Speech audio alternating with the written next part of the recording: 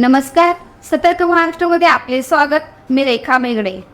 देहूत उसळला भक्तांचा जनसागर. संत तुकाराम महाराजांच्या 378वा वैकुंठगमन सोहळा भक्तिरसात संपन्न. जगद्गुरू संत तुकाराम महाराज यांच्या 378व्या सदेह वैकुंठगमन सोहळ्याची गुरुवारी लाखो वारकरी भाविकांच्या उपस्थितीत भक्तिमय वातावरणात समारोप झाला. देहू नगरीत वारकऱ्यांची प्रचंड गर्दी झाल्याने सर्वत्र भक्तांचा जनसागर उसळल्याचे चित्र पाहायला मिळाले. खांद्यावर वैष्णव धर्माच्या पताका, टाळ मृदुंगाच्या गजरात, ज्ञानोबा तुकारामाच्या जयघोषात नाचत बागडत येणाऱ्या दिंड्या, गरुड टक्के आणि वाजत गाजत निघालेली पालखी यामुळे संपूर्ण परिसर भक्तिरंगात न्हाऊन निघाला होता. मुख्य मंदिर परिसरात महिला वारकऱ्यांनी फेर धरत फुगड्या खेळल्या. एकमेकांचे चरणस्पर्श, गळाभेट घेत आनंद व्यक्त करत खुशाली विचारण्याचे भावस्पर्शी दृश्य सर्वत्र अनुभवायला मिळाले.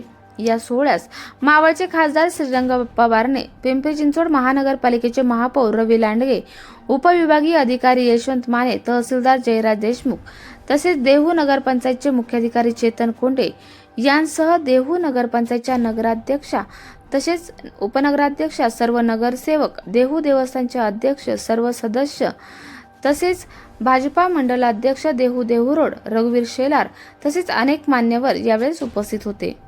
नगरपंचायतीकडून व्यापक व्यवस्था करण्यात आली होती. भाविकांना कोणतीही अडचण निर्माण होऊ नये यासाठी व्यापक नियोजन करण्यात आले.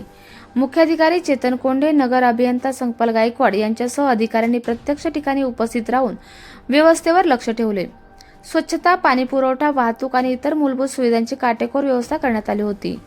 वीज वितरण विभागाकडूनही अखंडित वीज पुरवठा सुरळीत राहावा यासाठी विशेष दक्षता घेण्यात आली.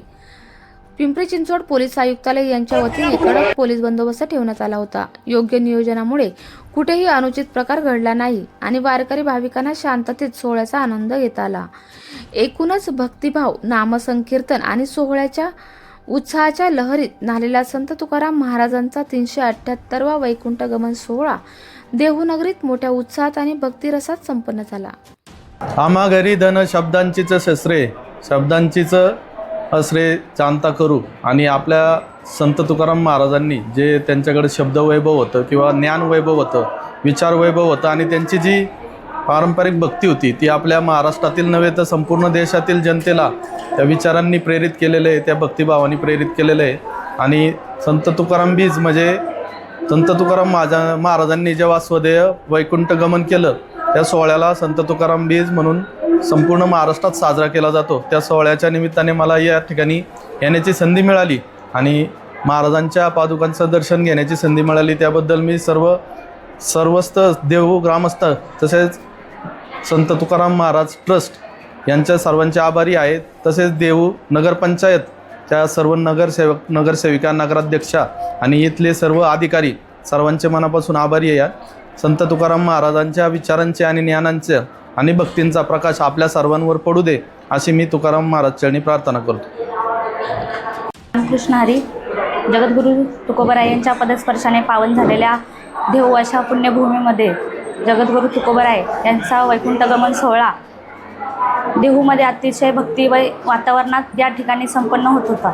आज सर्वच देहू नगरपंचायतीचे मुख्य अधिकारी असतील, माजी नगराध्यक्ष, उपनगराध्यक्ष तसेच सर्व नगरसेवक, नगरसेविका यांनी अतिशय मनोभावाने माझ्या वारकरी भक्तांना सोयीसुविधा देऊन खरंच आपल्या देहू नगरपंचायतीच्या कार्य केले आहे. त्याचबरोबर सर्वच उपस्थित राहिले त्याबद्दल प्रांत सर असतील, देशमुख सर असतील, सर्वच मान्यवर असतील. आज या ठिकाणी तुकोबरायांच्या दर्शनासाठी उपस्थित राहिल्याबद्दल मी देहू नगरपंचायतीच्या सर्व नगरसेवकांच्या वतीने सर्वांचे आभार मानते. धन्यवाद.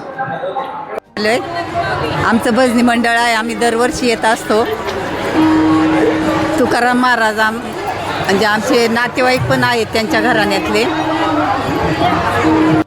मी सोलापूर जिल्ह्यातनं माढा तालुक्यात अंजनगाव आहे, तिथं आमची 35वी वारी आहे. असं वाटतं की स्वर्गातच सुख नाही, ह्याचं आनंद वाटतो. आम्ही 10 जण आलोय.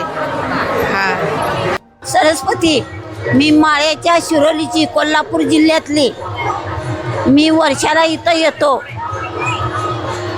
देहू आळंदीला बी येतो. देहूला फुलं टाकतो, आळंदीत टाकतो आणि सोहळा 3 आठवड्याचा करतो. धन्यवाद.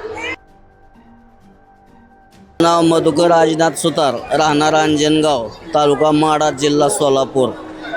आम्ही 9 जण काल माड्याहून रेल्वेहून इथं आलो. आमची ही 35वी वारी आहे. आम्हाला आनंद वाटतो. आपल्या परिसरातील ताज्या घडामोडी पाहण्यासाठी सतर्क महाराष्ट्र या चॅनलला लाईक, शेअर आणि सबस्क्राईब करायला विसरू नका. संपूर्ण महाराष्ट्रात प्रतिनिधी नेमणूक चालू आहे. आमच्या चॅनलचे अधिकृत प्रतिनिधी होण्यासाठी दिलेल्या नंबरवर संपर्क करा.